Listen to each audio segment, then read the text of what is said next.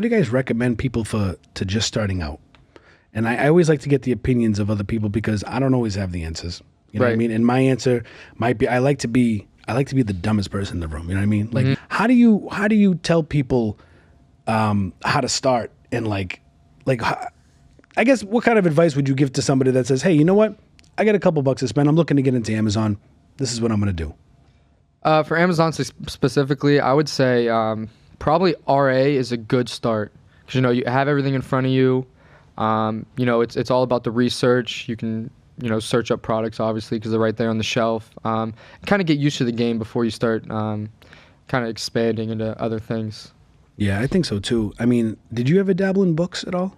I never did books. Like occasionally, like I'll go to like Goodwill and thrift stores too as well. And like sometimes if I see a textbook, like I'm a college student, I know how expensive textbooks are. I'll scan them sometimes, but I never like at a larger scale done books. I love books. I have to tell you, I've never come into more profitable products than books at quantity. Like I've come into products where you take like 30 heaters at $5 and you're selling them for $45, the Honeywells or anything like that. I'm sure you've come across Honeywell heaters. Yep. But to buy a book for $1 and sell it for $50 or sell it for $35, I just feel like books are so plentiful. Goodwill, libraries, right, book sales and stuff. I've always recommended selling at book sales. How much do you think somebody should start with RA? Like for instance, I started with $8 selling books and people are like, no, you didn't. I'm like, no, I really did. I bought a bunch of 50-cent books for $8. I remember handing the guy a $20 bill and getting change back because I couldn't find enough books that I wanted to buy for $20 worth. Right. And I flipped that into like 50 or $60 and I was like, holy shit. Yeah, I mean, it really doesn't matter. Like, I didn't start out with much. I started out with, little sports card collection as a kid, just growing up, and I just started slowly selling those. I mean, you like you said, you can have $10, go to a garage sale, find a couple books, CDs, something, video games, and you can flip it for money. You like flipping video games? I love video games locally. Man, do you go into Walmart a lot still?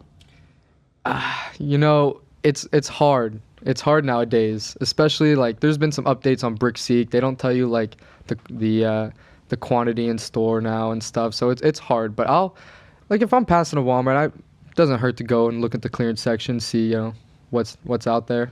Now you said BrickSeek. My audience knows. I don't know if you've caught my lives or my videos and my feelings on BrickSeek. BrickSeek is literally the equivalent of the online Walmart hatred. Like BrickSeek, right? We would call it BrokeSeek because BrickSeek, when it was working good, would come in and you would go maybe find the item. But I would always tell people it's not about finding the item on BrickSeek. It's BrickSeek leading you to what else is there in that store. Right.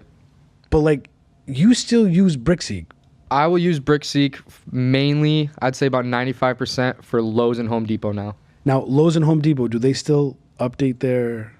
They do update their quantities. The only thing is with Lowe's, they'll give you the discounted price and the quantity. Home Depot, they'll give you the quantity, but if it's on clearance, it'll just say clearance, won't give you a price. So you have to go to the store, have an employee scan it, and see what the actual price is. Kyle, have you ever used BrickSeek before? No, I haven't. No. Would you ever use BrickSeek? Like, would you ever do retail arbitrage at all? If I'm going along with him, I would go.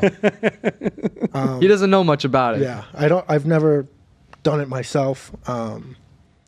Yeah, I've never really, like I said, I've went with him 1 or 2 times. It's fun,